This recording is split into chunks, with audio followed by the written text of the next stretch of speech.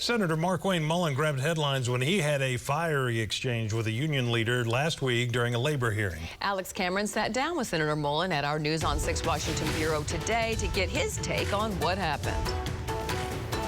Senator Mullin says 3 of the witnesses, union leaders, were using the hearing to unfairly, and he says wrongly, paint CEOs as greedy bullies. Then it was his turn to talk. You talk about CEOs that are making all this money? And what do you make, Mr. O'Brien?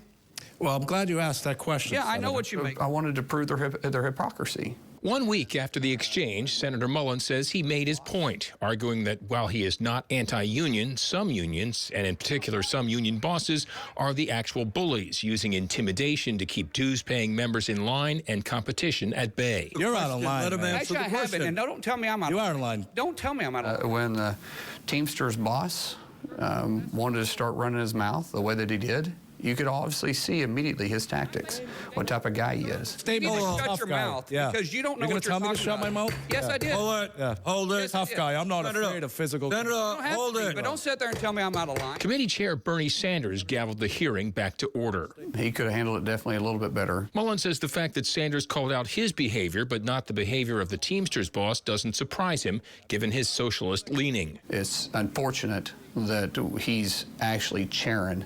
the Labor Committee because he's biased in every aspect of it. Interestingly, Mullin's predecessor, Jim Inhofe, claimed to be good friends with Sanders, didn't agree with him politically, but nevertheless they developed a friendship, just as Mullin did with some of his former Democratic colleagues in the House.